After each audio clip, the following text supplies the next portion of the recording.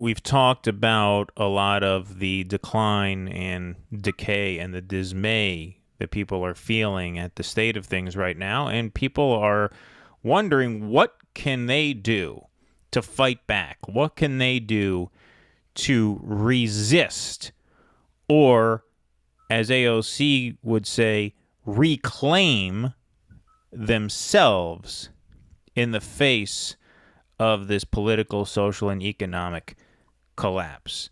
And AOC has some self-care advice for all of you. Hello, everybody. Happy Friday. And I say happy because joy, too, can be an act of resistance. I want to talk about personal acts of reclamation, because sometimes people will say, there's nothing I can do, I can't do, I feel so powerless. And there is no act too small that you can engage in. And even today, I have a personal errand. I need to redo my nails. And I've decided that I'm going to use my new manicure as almost like a personal act of reclamation for me and my story. This is Bernie Sanders here. I'm on my way to Katz's Deli for a knish, a corned beef, and a matzo ball soup. This is my act of personal reclamation and resistance. I encourage you all to find your favorite restaurant which serves delicious comfort food and go and indulge as an act of personal reclamation and resistance. Because remember, joy can be an act of resistance. Yeah, join the movement. BernieSanders.com. Yeah. Don't forget to donate. Try the pickles. Actually, a corned beef on rye, a matzo ball soup, and a knish at Katz's would be more than $27. So quite a lot more than $27. Yeah, so the sandwich alone is going to cost you $27. No, I'm not kidding. That's about what last I was at Katz's, it was like 19 or something like that. Yeah. Nah, now it's I'm sure now it's about 27. It's around there, like in the mid 20s. AOC is a great disappointment. I've mentioned before, I was an early volunteer for AOC, and she just gets more intolerable every year. She started out with a lot of promise, and she still does some good things.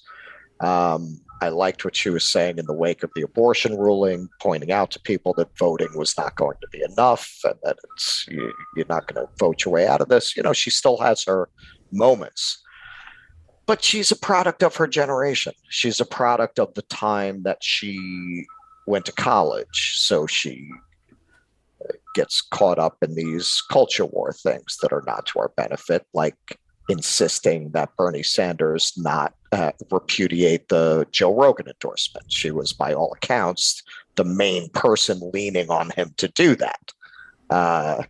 Insisting that these politicians are somehow racist or insensitive for not using the term Latin X, which the Latin people themselves don't like unless they are college educated like herself, and exposed to post-colonial theory. And things like this. I'm going to go do manicure. So, that's very intelligible to a certain type of millennial. And she is that type, and it's not to the benefit of our cause when she does things like that she's so strongly associated with the progressive left, because that is everything that people hate about the left and find so easy to dismiss. It's kind of remarkable to me, because she has good political instincts that she didn't occur to her. Maybe that wasn't the message to put out there. She's usually pretty savvy in that way. Look, I'm surprised. There is a line here that perhaps she didn't really understand which side of it she was falling on, because there's the old saying, a revolution without dancing is not my revolution, right? Right. Yeah. Joy is essential to any political movement, but the thing she's missing there is that it has to be collective and communal joy that builds solidarity and love and trust and compassion between people. It's not going to get a manicure.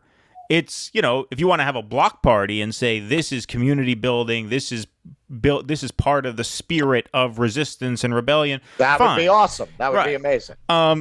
Going to get your nails done, that's like the Liz Warren version of self-care. Like after she dropped out of the primary, oh no, I can't endorse anybody now. I have to recover. I need personal time to process what happened to me, which is I'm an untalented liar who lost, deservedly so. I have to process this and take this in. I need me time. It was You know? it was the snake emojis. Right, exactly. She was a shoe-in without those snake emojis. Right, exactly. I- This is more that than the good sort of joy, you know. Well, at this point, and I'm gonna do a video essay on this, which I'm gradually learning to do. So be excited, dear viewers. Soon you're going to get my video essays. What's going on the left, and somebody needs to name it and declare this war that is actually going on the left, and describe it and explain it. It's really a war between American liberals in the traditional sense of the word liberals and a clique of postmodernists. That's really what's going on between people like Bill Maher, people like us, people like Rogan, and this modern left. AOC is like a daywalker. She's a weird mix of that old FDR, MLK American liberalism with these postmodern movement, critical theory movement influences. And that's where she's somebody who will advocate for all the things we believe in: universal health care and free college and $15 an hour minimum wage. And then she'll go do a really damaging soundbite about how politicians who don't use Latinx are being insensitive. That's it. And she's... Well, look, I think that's a function of getting famous. Like all of the sexy sort of, you know, social media follows and likes and loves and shares and stuff come by peddling that kind of stuff, you know. $15 minimum wage, universal health care is not too sexy. You know, that's just not in right now with the social media sort of universe that she has really exploded in. I mean, she's got a huge following on Instagram, Twitter, all these places, and like that's what sells on those sorts of platforms. Sorry, I'm getting to the chat. In the chat, yeah. Manicures for the working class. Mani-pedis for the masses. I like that. For conservatives, yeah. I think, and this is going to be the theme of my essay on this, we need to call it for what it is. We're at war with a portion of the left.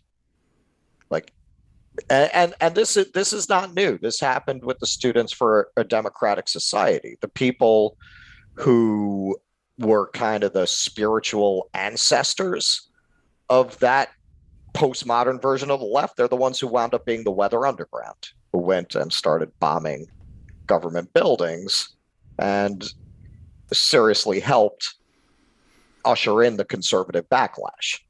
James, did you get your resistance mani-pedi this weekend? I'm resisting by drinking a beer right now. Ah, my man. Vigorously. My kind of revolutionary. A revolution without beer is not my revolution. What kind of beer are you drinking? This one's it's a dark called Irish Death. Oh, that's right. You're into the dark stuff. You make your own beer, right? You were making a brown ale last time, right? Yeah. Irish Death. That should be Biden's code name. You know how they come up. The Secret Service. Yeah, the Secret Service. The Secret Service name. Irish Death has arrived. It's a good one. Yeah. That's funny. Oh. Got jokes tonight, gotta say. Just keep shopping to resist, right? You know, that's like the George W. Bush after 9/11. Right, beat the terrorists, right? Go to the mall. Exactly. You know, whatever you do, don't question power. Don't try to make your union stronger. Don't try to start a union. Don't do anything except an individual act. Yeah, I mean, look, I I want to be fair to AOC. I don't think she's consciously, No. like, spreading any of that around. Like, Yeah. I don't think she is. But I think what that reflects, like Russell said, is a certain narcissism that her generation, which is my generation, has a reputation for. I don't think all of that is earned, by the way. I think the boomers who had free college when they were younger, who don't want to pay for free college now, I think that's pretty fucking narcissistic if you absolutely. right? Absolutely. So I don't want to, I have to vouch for my generation also. But I just think, like, the way it's perceived, yeah, I think she walks into a trap by putting stuff out like that. I don't think she's doing it on purpose. Please clap.